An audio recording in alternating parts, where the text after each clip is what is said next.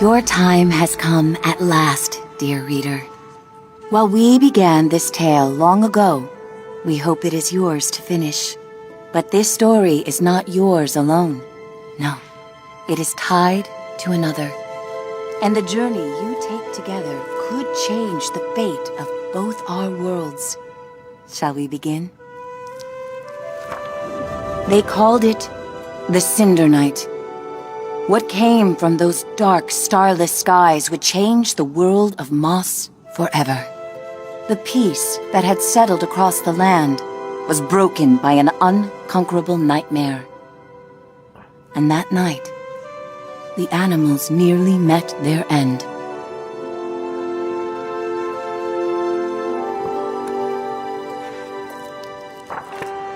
First, they killed the king. A winged creature broke from the shadows and plucked him from his royal bedchamber high atop the tallest tower. Next, the serpent Sarfog and the armies of the Arcane tore up from the underworld. They ravaged the castle in search of that which gave the king power beyond understanding. One of the fabled glass relics.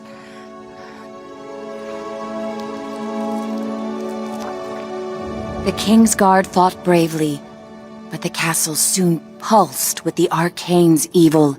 Every room was gutted, every statue, tapestry, and adornment hexed. But the glass was never found. Even the reclusive sprites set aside their differences on that fated night. They sent a great champion, empowered by their own glass relic, to challenge the serpent and its steel army.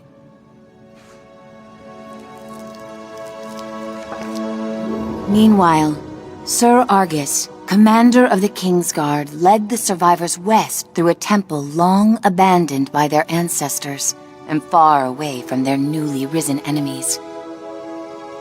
It was an arduous escape. Finally, after passage beneath the impassable mire, they found refuge in a clearing hidden safely in the trees.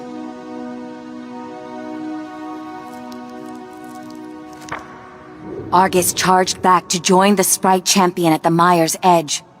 Together, they fought back the Arcane and sealed the temple passage that led to the clearing. But the champion was gravely injured. Clutching his glass, he retreated deep into the forest where he drew his last breath. A large tree grew upon him. It stood many years in watchful duty, safeguarding the glass and awaiting its next hero.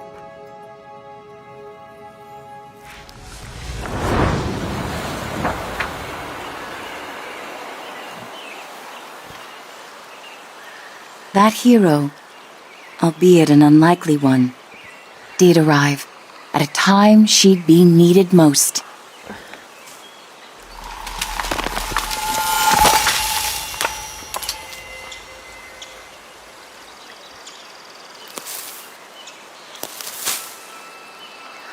Quill was out adventuring beyond the edge of the clearing. Dusk was creeping in, but she wondered what she might find if she went just a little farther.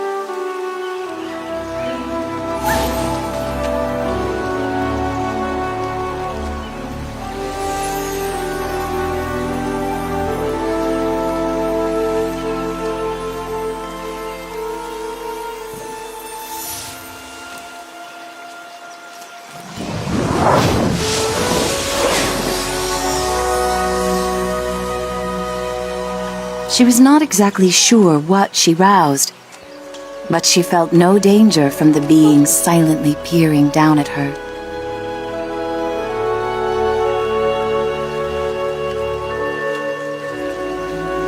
Quill had to hurry. The village gates would soon close, and night would follow.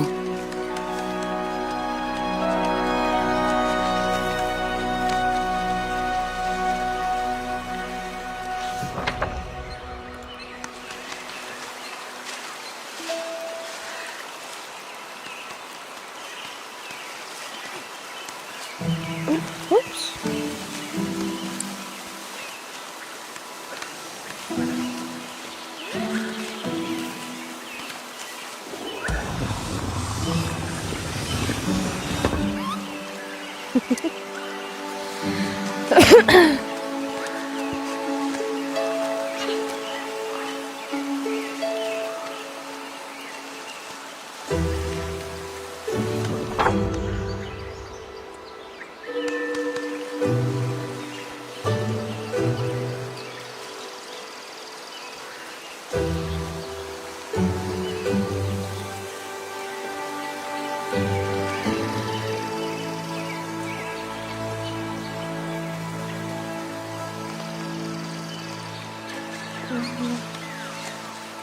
Night, her uncle often warned, was when danger was most present. But Quill preferred the stories of the magical creatures that woke to protect the forest.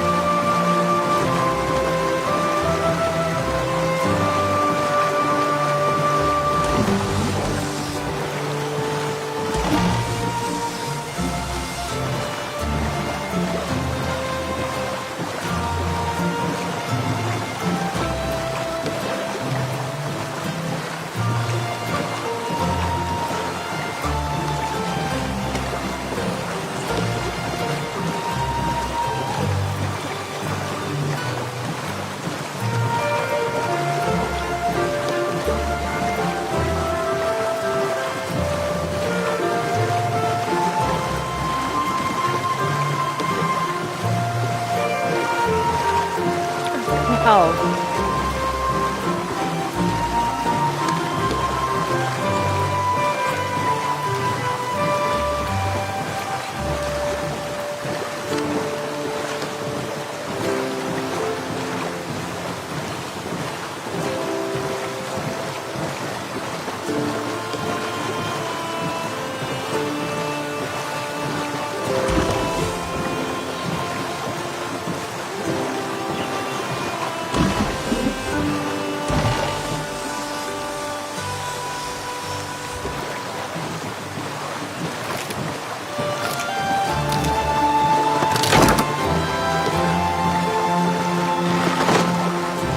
Thanks to her new friend, Quill had saved priceless grains from the hourglass.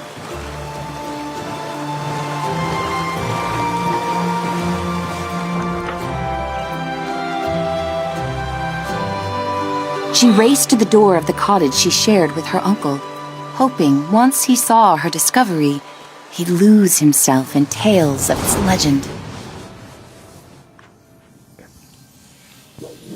Uncle Argus was watching the evening light dim when Quill burst through the front door of their cottage. Uncle! Uncle, there's something you have to see! Out past the bell again, he scolded. Quill, I've told you countless times. I know, Quill replied, crestfallen. I didn't mean to worry you, but I found something strange and magical.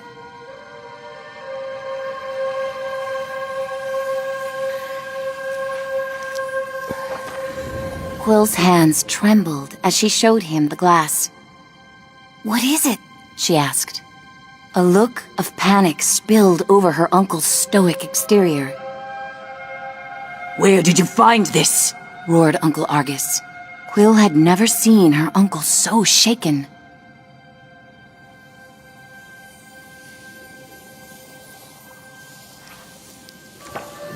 Just west of the clearing, she explained. And as soon as I picked it up, something started helping me.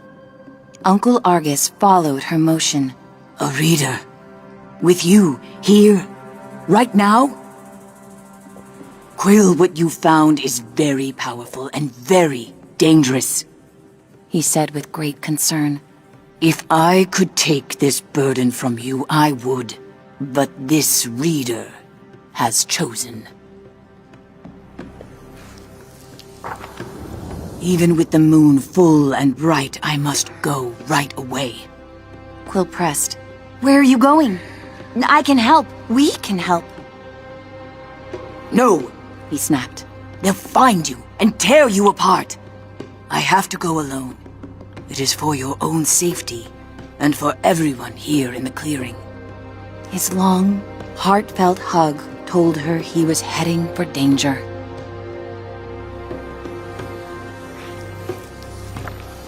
I'll be back before midnight. Until I return, I need your word you will not leave the clearing with that glass. Promise me, Quill. I promise, she said reluctantly, wondering where her uncle was going so deep into the night.